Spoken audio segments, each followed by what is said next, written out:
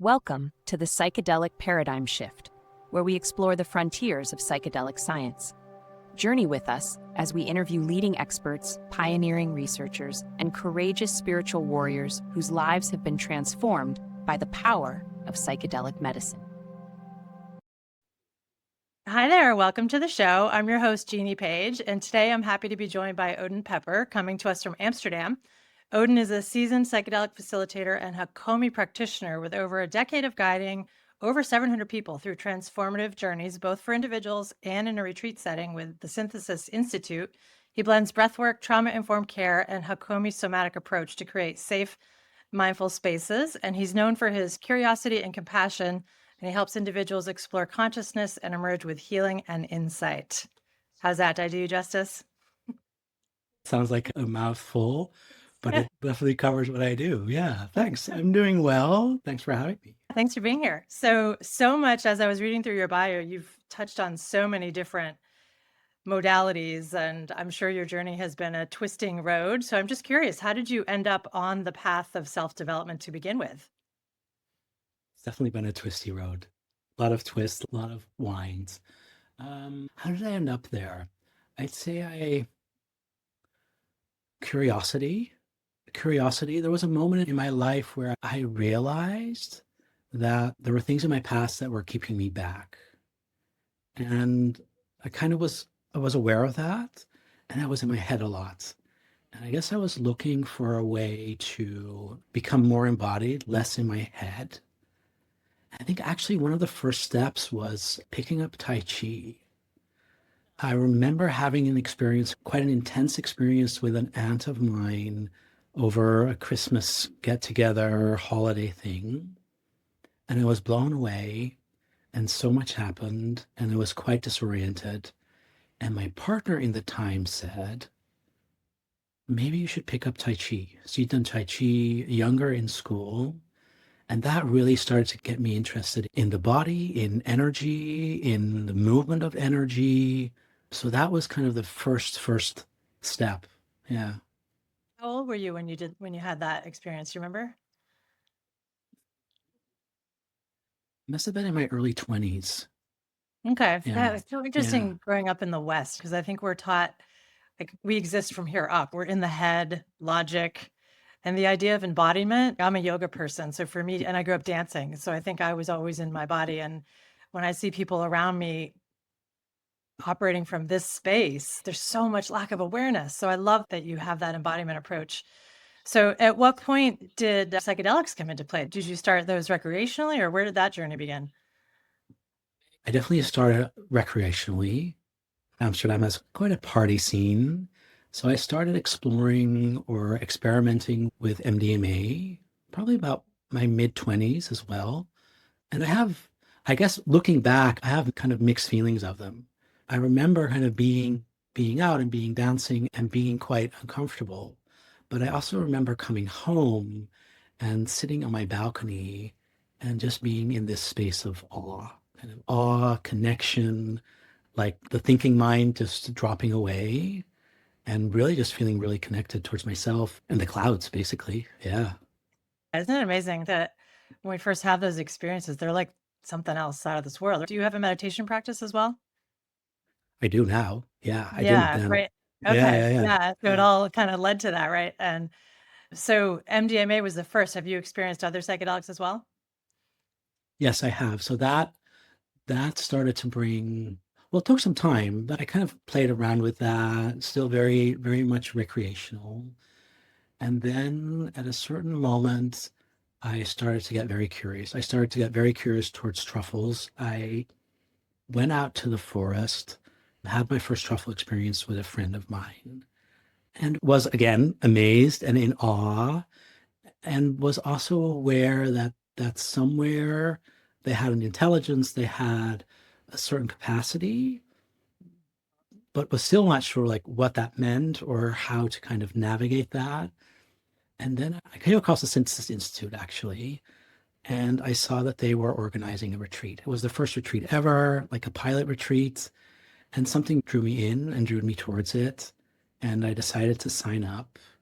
And I'd say that was That was the first time I experienced a psychedelic in a very well-held container. Right, how many people were in that Probably, retreat? I'm not so sure anymore. Maybe like 16, 12, 16, something like that. Yeah. Here's their website. And was it, I mean, I did an ayahuasca retreat, so I imagine it was similar. Was it people from all over the world, or was it mostly people from Amsterdam? What were the people like? No, there were people from all over the world, and it was genuinely a nice group of people.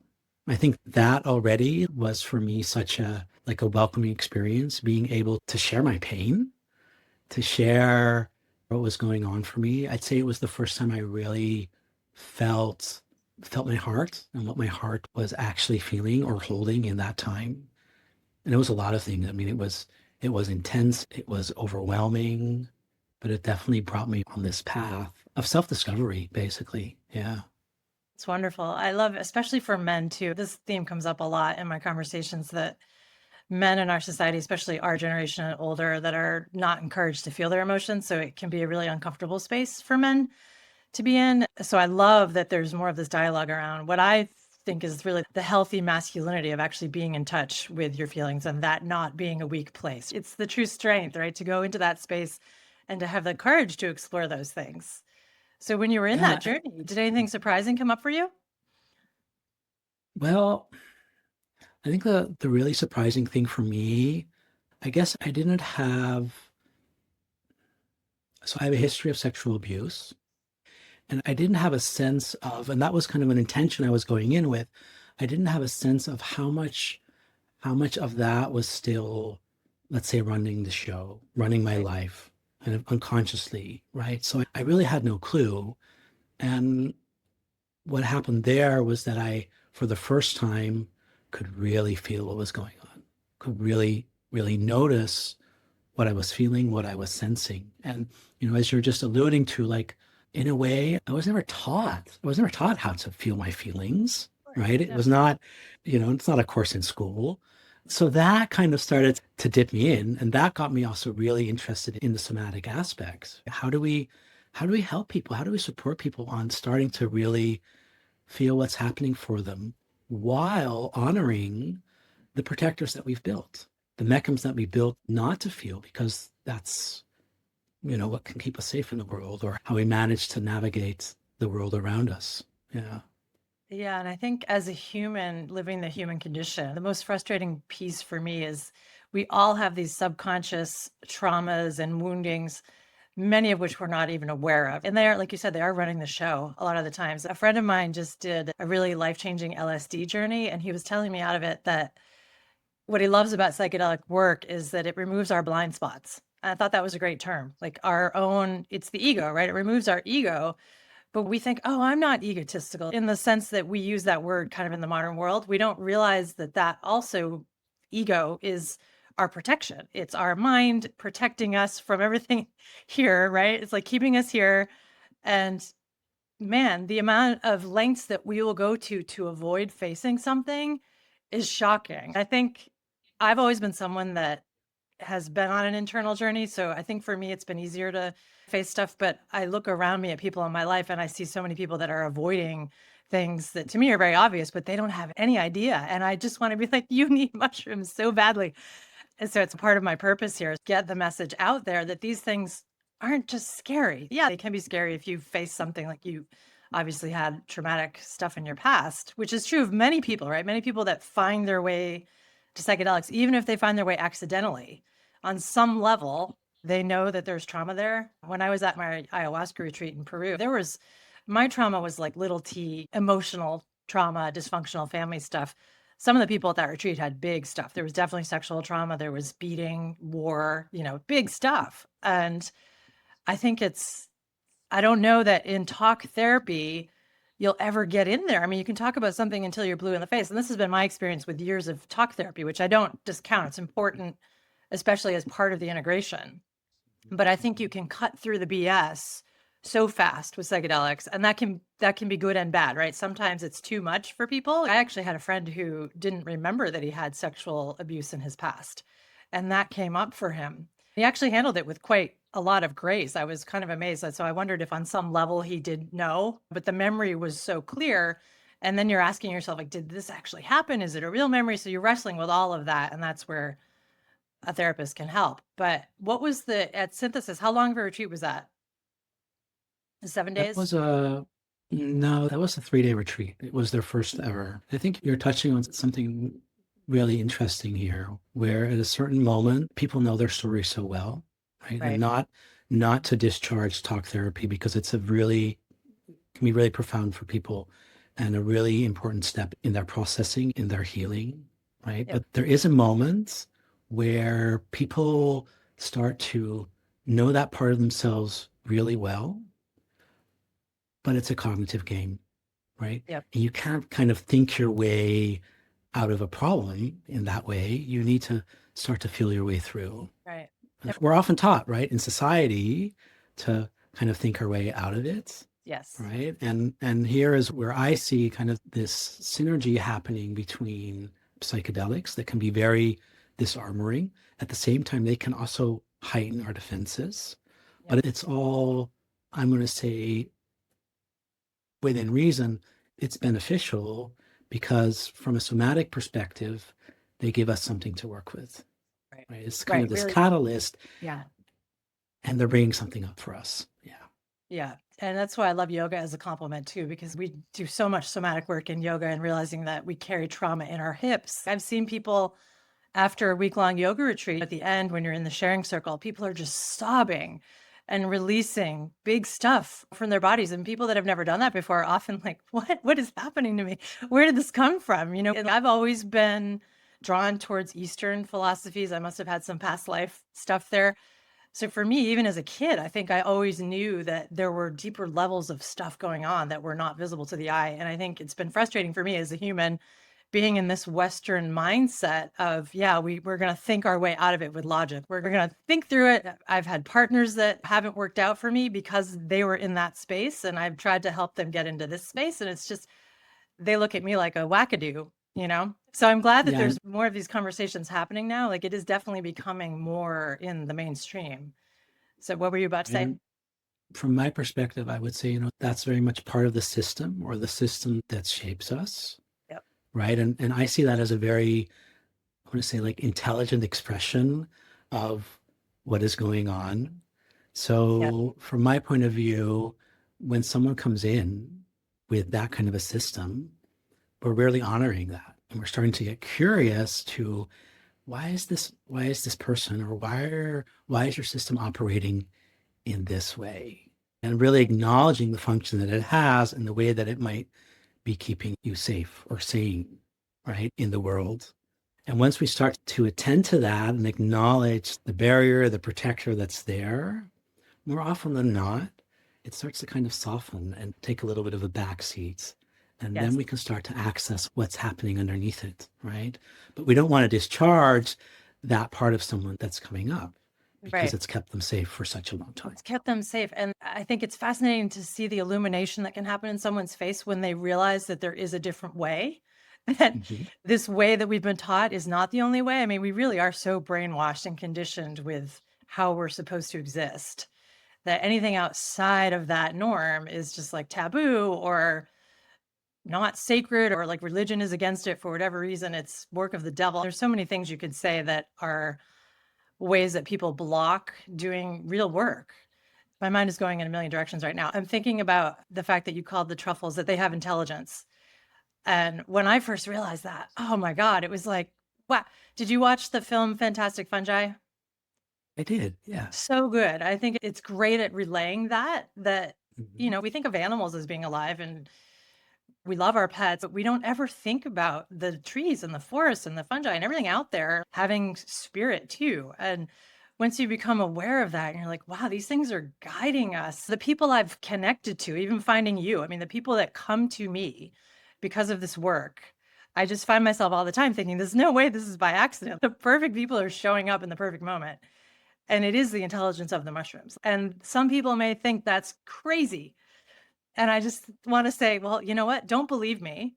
Try it. I once did a workshop when I was living in Los Angeles about out of body experiences. That was one of my formative experiences. And their motto was don't believe, experiment. And that's what I love about psychedelics being so experiential. First time I did it, I was terrified because I did not come to it recreationally like so many people do. And I was 44 when I did it. So I had like all kinds of imagination of like what could happen, what's going to come up, what kind of trauma was repressed. And I didn't even end up having an experience because I didn't have a big enough dose. But as I finally did with mushrooms, there were elements of it that were scary, but only in the sense that I was outside of my normal mode and wondering, am I going to come back to my normal mode? And then you do, and you realize, okay, it eventually wears off and you come back to reality. And wow, then the integration piece. So I'm curious about after you did the first retreat with synthesis, what is the integration process for them? Did they stay in touch with you or were you kind of on your own to integrate? I guess there's a couple threads running here, right? Yes, And sorry, and I there's a have a feeling. curiosity. No, that's okay. And there's a curiosity with me because when you say, I didn't have a high enough dose or I Mhm. didn't have an experience, I'm almost going to say I'm going to second guess that Yeah. because I see a lot of clients that have something of that. But then when we start to inquire deeper or when we start to integrate or when we start to digest and unpack their experience, actually, there's a lot going on, but it is not what they expected, right? Right. And I'll give you a little example. I was working with someone once and they were expecting to kind of, see, let's say, see the fireworks, see the auras appear around trees, right? And it was actually a really, really, really sober experience for them. Yep. And later on in the process, when we went outside and I was looking at this person and she was walking, it was almost like a child, like a young child being really, really mad and upset. And then later in the unpacking and in the integration process, the person realized that, oh, this younger part of me was showing up that's angry, that's upset with how the world is now in relationship to how I used to experience the world as a child. But if there wouldn't have been a process of integration around that, this could have been very well dismissed as not having experience or nothing happened, right? Right. So it's in this process of unraveling, unpacking, where we can start to bring in meaning. And when I say meaning, I hold that lightly, where we can allow the process to deepen and unfold in ways that might have not been possible if there was no guidance. Right. Yeah, and I think for Yeah. me with the ayahuasca, I think so much of what it did for me was happening well after the fact. And the shaman told us that the spirit of grandmother Aya stays in you. So Mhm, 6 mhm, months later, I think I had my very first psychic vision of my I mean, I'd had psychic stuff. I've had psychic dreams and things, but I actually had an experience where my third eye opened like a curtain. I was on cannabis at the time meditating and I thought, geez, I've never heard of anyone having a third eye opening with cannabis. Now I know that can happen. But I think looking back, it felt more like the experience I was expecting to have with ayahuasca. And so I do think that that was still the spirit of the plants in me 6 months later. And it was from mhm. that place that I really started digging into core family stuff and then did a ton of work with therapy. And thankfully, I had a Jungian therapist that was very open to this kind of work. So she was the perfect person to help me integrate. And then when I eventually came to mushrooms, it was a gentleman that I met in Peru, a Californian, that actually said, you might prefer mushrooms. And that just felt like my medicine. And I think we relate really well with certain medicines. I think there might be one that is kind of best for everyone. I've never gone back to ayahuasca. I don't know that I would. The aspect of getting so physically sick from it, obviously not fun. And my friends were like, you paid how much money to go puke in the jungle? But it was the beginning of the journey. And it took me 10 years of building the courage to do that because once I learned about this work, I knew that it was not for the faint of heart. I knew it was for someone that was really ready. And I think it's interesting when people do come to it recreationally. And I hear that so often that people don't know what might come up. And yeah, you might just have a fun time at a festival or at a club, but you also might get sexual trauma coming up when you least expect it. And I think that's where it's tricky that I really want people to be in safe spaces. And I'm glad that now versus in the 60s, that conversation is happening so widely and people are really committed from a therapeutic standpoint, from a scientific standpoint, from a research standpoint of making sure we do this right the second time around. Do you have any thoughts on Yeah, any? and there's so many thoughts coming, right? And I'd say one thing that you're talking into, which is really important, and it's almost saying good integration starts with good preparation. I mean, Yep. and one of those things is actually assessing for readiness, Yes. is getting a feel for, hey, this person that's potentially coming to do a session, how is their support network? How are they going to process if an experience gets rough, if we get into the weeds together? So there's almost this before end, right, where we're saying, okay, is there informed consent? Are they deeply understanding what they are getting themselves into? And that we don't per se know what the outcome is going to be, right? And people might discover things about themselves, or things might be revealed that they didn't know were there. And that takes a certain amount of courage to say, It okay, absolutely does. I'm Yep. gonna dive in and see what comes up and see what happens. Yeah. Yeah, and I think the word that comes to mind now that I barely know you, but what I do know is curiosity is the right description for you. I think entering these things with that state of curiosity and open mind, and in yoga we call it beginner's mind, just Mhm. knowing that anything could come up and being open to whatever that is. And I've seen people have stuff come up that's hard and then refuse to do the integration work. Something came up that was scary. They didn't want to face it. And so they just say, oh, well, I had a bad experience. And then they walk away from it. And that makes me so sad. I mean, they're not ready yet, but that can lead to not great outcomes as well if somebody just avoids their stuff. So I think we're still in this place in society. And I think the younger generations, like millennials and Gen Z, have more open dialogue about mental health.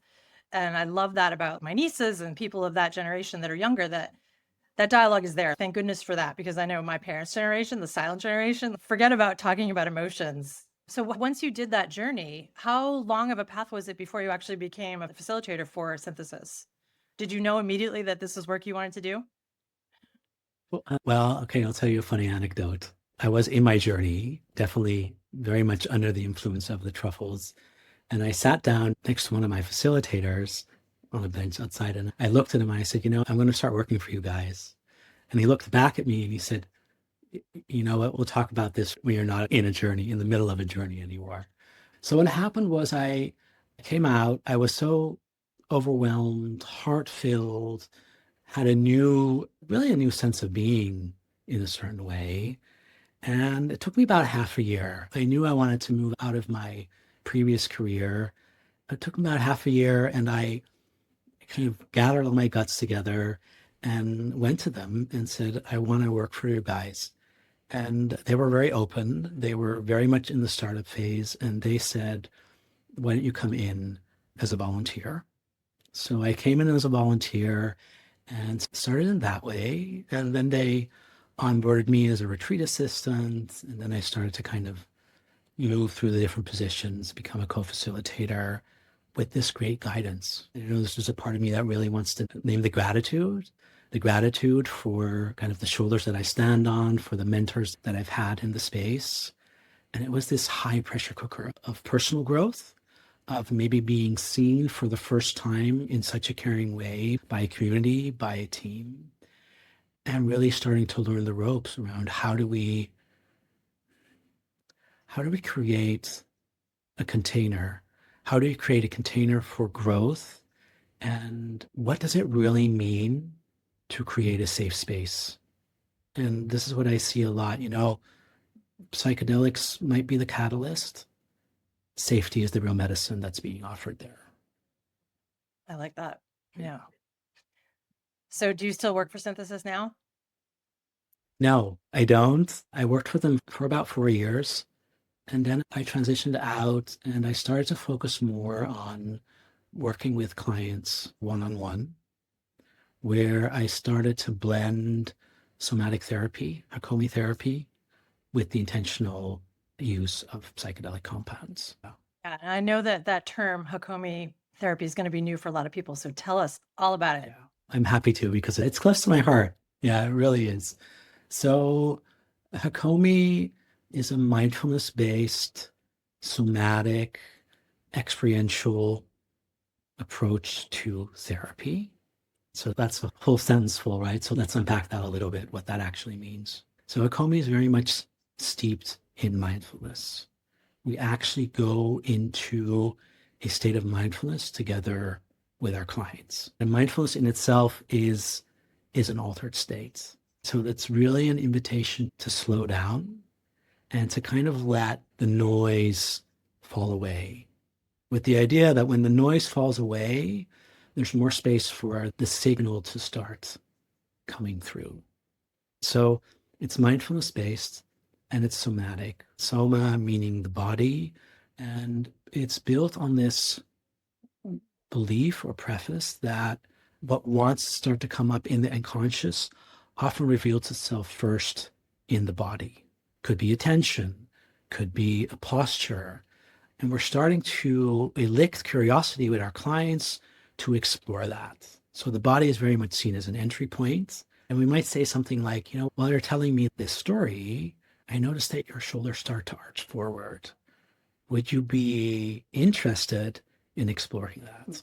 With a big emphasis on, are you interested? Is there the curiosity? Because we're starting to elicit curiosity within our clients. So it's mindfulness, it's somatic, and then it has a big experiential part. And what does that mean? We're looking to offer our clients or the people that I work with a new experience. You could also frame it as an experience that they've not had or a missing experience. And those are often linked into early childhood development, developmental phases. So it might be that they've actually never felt safe. And that younger part of them, when we're kind of deepening and they're starting to emerge into their subconscious, that part of them that never felt safe started to show up. And then we're looking to offer that experience of safety and see if they can actually take that in or work with the barrier, the part that is keeping the sense of safety out. Could be safety, could be a sense of care, could be showing up authentically in relationship to what's going on. And it's very relational. What does that mean? You're exploring what is happening in the present moment in relationship to me as a practitioner, as a therapist there.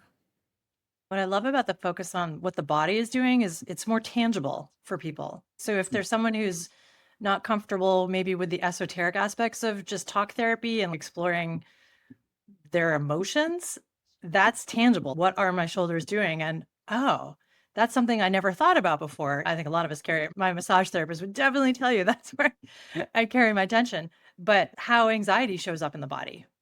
This is a big one for me because anxiety runs in my family. I think in the West, we don't even consider that these things manifest in the body. That to me is just such an obvious thing now, like dis-ease becomes disease. And I feel like the East and the yogis, they understand this. When we have all these underlying traumas, we get sick. And now that's in that book, The Body Keeps the Score. That was a bestseller. Thank goodness it's out there more. But the pharmaceutical medical establishment is still pushing the other narrative that it's just, it's some kind of imbalance in the brain. You take a pill. And again, there's no connection to the body. So there's still so far we need to go. You have a thought on that? Well, I'd say when it's often it's an entry point, right? Because people often maybe not feel like, oh, I'm sensing this, or when I'm actually feeling the tension in my shoulder and I stay with it, right? And it's a big part of Hakomi is guiding that process of staying with your experience. Yeah. And then when you start to explore what's the kind of tension, so actually underneath the tension, there's actually some sadness showing up.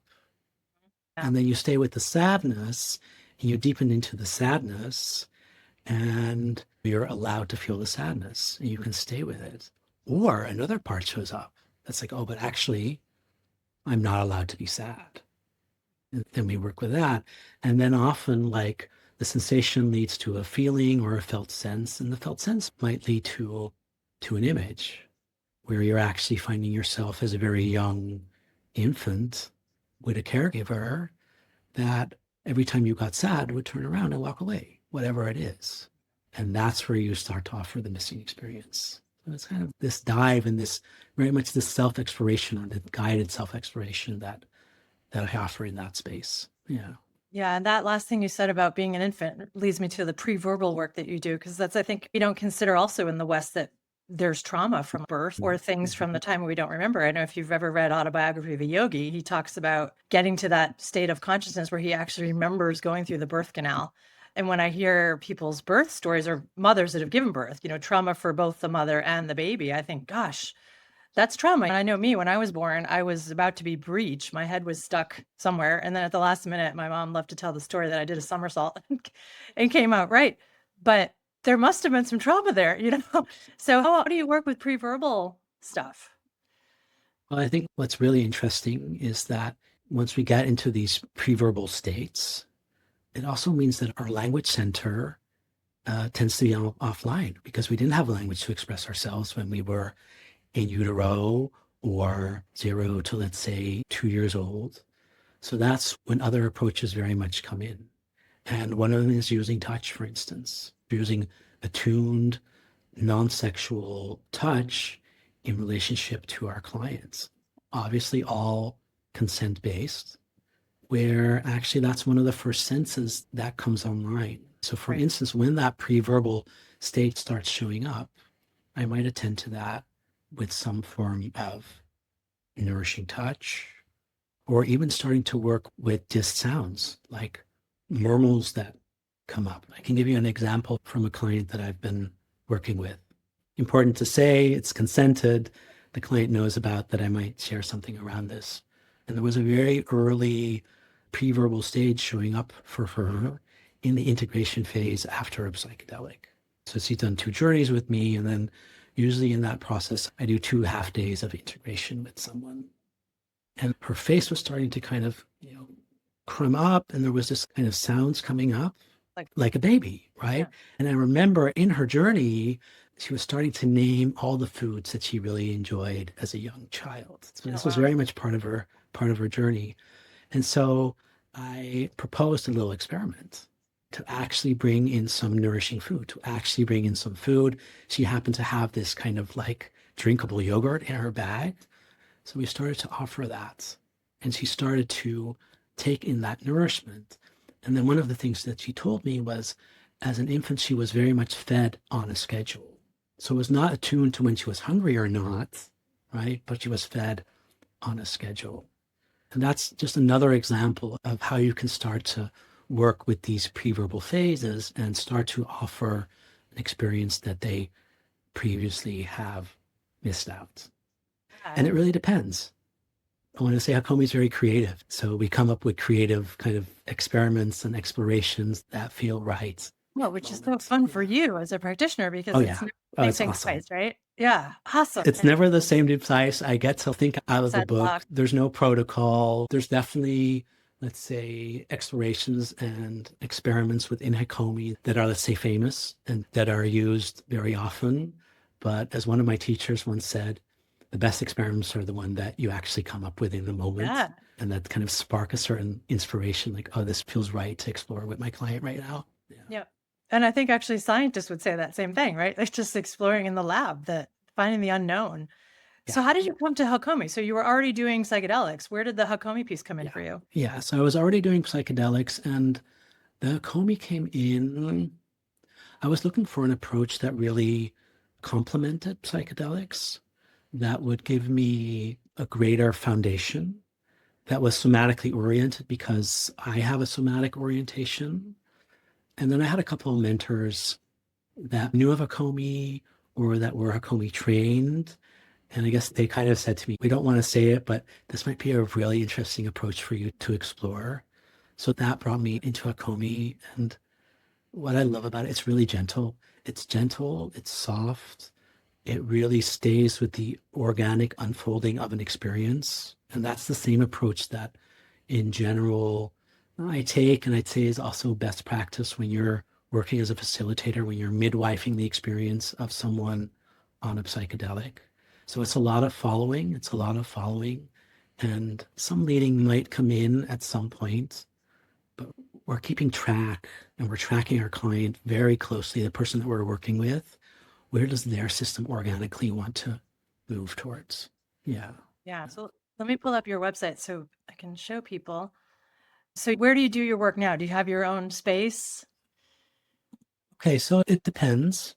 If we're talking somatic work, somatic therapy work, Hakomi work, I work online and in person. I work in person in Amsterdam, online over Zoom. And then if people come into Journey, they usually rent their own place, let's say an Airbnb or something, and I work with them in person in that space. And I usually have them in for 5 days, and we create this container together. And then there's prep work, usually online, and integration work, which also happens online afterwards, after some in-person integration in the day or the 2 days after, which is a really important phase because there's so much neuroplasticity, there's so much openness, there's so much material to start to work with, and we can start to kind of dip back into their experience and unravel it. And often these psychedelic experiences are so vast, things can move so fast. So we're kind of not backtracking, but we're kind of allowing ourselves to dip back into that experience and see what's most prevalent in this moment, what wants to be attended to, what wants to be unpacked. Yeah. So where are you now in your training? You're doing with is it the Hakomi Institute of Mallorca? Is that right? Yes, I'm training with the Hakomi Institute of Mallorca. I'm in my last year with them, so I have one more year to go. Program, like how many years is it? It's 4 years. It's 4 years. Is that full time? No, it's not full time. It's hybrid. So there's 2 intensive blocks a year. And then once a month, there's online training. And then there's the expectancy that you practice quite a bit, that you practice with practice clients, that you bring in material for supervision. So that's how it kind of comes together. And what I like about, because there's more Hakomi trainings out there, what I like about the Hakomi Institute Mallorca is that they really take the time, right? They say we're doing this for 4 years. And that means you really get the chance to really steep yourself into the material and to kind of take it slow so things can actually land and sink in. And it can become, let's say, a way of life, kind of an embodied practice of its own, of how you work with people, how you attend to people, how you attune to people. Yeah. Yeah, you're the first psychedelic practitioner that I've met that even knows of Hakomi. I'd heard of it before, but I've never met a psychedelic practitioner doing it. So how much of psychedelic work is also being taught at Hakomi, or is that just kind of something you blended together? No, it's important to say that, especially the Hakomi Institute Mallorca does not, they do not offer anything around psychedelics. And they're also very adamant to say that if you work with psychedelics, you should have training with the medicine that you work with, which is something I very much adhere to and support. And I do know that now there is, she's called Mishka Michelle Reed, I believe, and they're offering something that's called HPAP training. So Hakomi psychedelic assisted therapy training.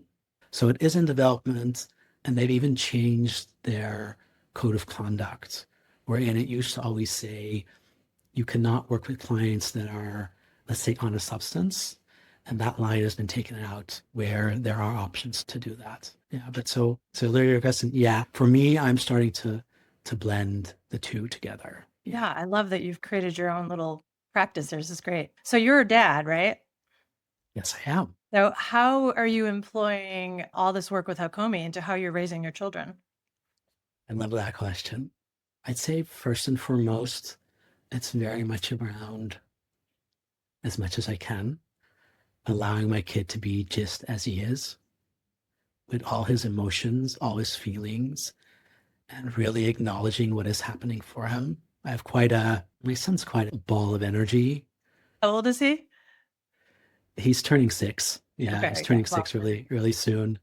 And we're not so sure, but there's definitely some indicators, and I don't really like to label or pathologize, but that he's also somewhere a little bit on the spectrum. So I guess how I bring it in relationship to him and in my wider life and my relationships, being present, first and foremost, being present with what's going on, acknowledging what's happening for him in the moment, naming his feelings, giving him support and words to what is actually going on for him. And I'll give you an example. He wasn't allowed to watch a cartoon. And I was talking, and I said, are you frustrated? And he was like, yeah, I'm frustrated. Like, okay, is there any other kind of feeling coming alongside that frustration? And he looked at me, he said, oh, I'm sad. Oh, Yeah. And I was like, yeah, you're allowed to be sad. It's okay to be sad. So it's kind of giving that loving embrace yeah. and seeing you can be how you're showing up right now and keeping that open and allowing them to be that way. Yeah.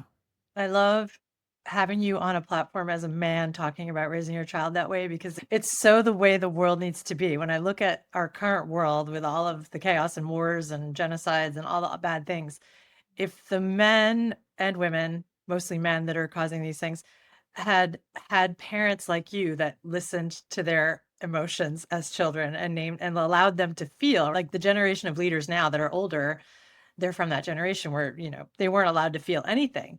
I have to ask myself, how different would the world be if these leaders had been allowed to feel their feelings and process them and be supported in them? Like, it would be a different landscape, would it not? Yeah. Yeah. And I really try my best at that. And at the same time, I'm very human.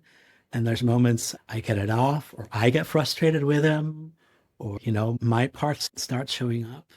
But in From that that way, from it's that a great training, teacher. has he learned, does he turn around and ask you, Dad, what are you feeling right now? Does that just happen organically? I know we're That'll not come there later. yet. But he does say sometimes like, what does dad do for work or something like that? Or he says, dad helps people feel their feelings. Yeah. So he's somewhere aware of that. Yeah. So, where do you see psychedelic therapy going right now as a human race? That's a huge question. Just, the easy Mm, ones. yeah, there's part of me that's very cautious. I very much am seeing this also turn into an industry where I have my apprehensions. So I guess if I let the part talk that kind of sees it move into the, I'm going to say, right direction, it's also good to differentiate between, there's many ways to work with psychedelics. And there's many kind of containers and different kind of containers suit different people, right? Yeah. So there's not per se, I'm going to say a right and a wrong. That doesn't mean there's containers that are unhealthy and there are best practices, but you could have a deeply transformative experience with a very, let's say, traditionally trained shamanic healer. And that might be the kind of experience that you're wanting for and that you're seeking out. Or you might want to work with someone that has a psychotherapeutic background.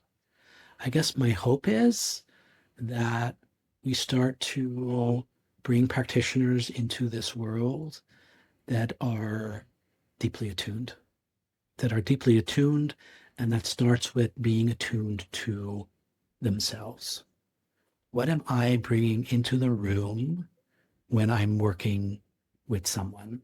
Am I aware of that? Doesn't mean I need to be resolved, but I need to be aware of what am I bringing in? What's, if we're talking therapeutic terms, what's the transference and countertransference going on here? What is the system I might be getting locked into with my clients? So I guess the hope is that we cultivate a sense of awareness, openness, attunement. Yeah, something like that. Yeah, great. And that actually sounds like a great place to wrap it up because that's very hopeful. I do agree that the industry that's forming right now is interesting. There's these various paths. There's the pharmaceutical path forming, and I want people to have access to that too, if that's their path. If they're not comfortable with the more shamanic method that was my method, it will be very fascinating to see, especially as we work with different countries. I'm sure if you saw Floris's interview, he's also in the Netherlands, working with the different governments about how to get this involved in healthcare plans. We have such a problem in this country anyway with our healthcare system, right? And I think it's important to name that it's also not for everyone. Right. It's a very powerful compound, or they're very powerful compounds. And for some people, it can really, really work and they can reap the benefits. But there's also a part of the population where you could say there's contraindications or it brings significant risk. So let's make sure that we don't kind of sell it as a magic pill, but that we keep a very nuanced conversation around how they work, what kind of containers are beneficial, what's safest practice. so that people are really well informed before they embark on a journey with them. Yeah. And I feel confident that everyone who's doing this work that I've been talking to is talking about safety first. And that's what was not happening back in the 60s. So I think the focus on integration, I'm hoping will get us to a much healthier manifestation of this work. And it gives me hope because I've seen so many people have just profound healing from it that, they got to a point of courage within themselves to take that step. Like you said, that courage had to be there. It is truly a brave step to take and to stick with it. And I've seen those people then go on to help other people. So it's why I'm doing this. I just want to get the message out there and the veterans too, that have done such big healing, a big, big trauma with it. So if people want to work with you, you can send them to your website. It's odinpepper.com. Yes, www.odinpepper.com. I'm in Amsterdam. They can always drop me a line. They can send me an email. I'm always happy to hop on a short call with people just to get to know each other. As many people, as many different kind of guides and facilitators that are out there. So it's really about finding someone that you feel a certain synergy with, that you feel can support you through this deeply intimate process, which it is. Yeah. It absolutely is. Yeah. Trust is key. All right. Well, thank you, Odin. It's been absolutely a pleasure chatting with you. I'm really excited to get more people aware of Hakomi, and I want to learn more about it myself now. Thanks so much. Thanks for having me on. And I'm also excited for more people to know about Hakomi. Definitely. Yeah. Wonderful. All right. Well, take care. Thank you so much.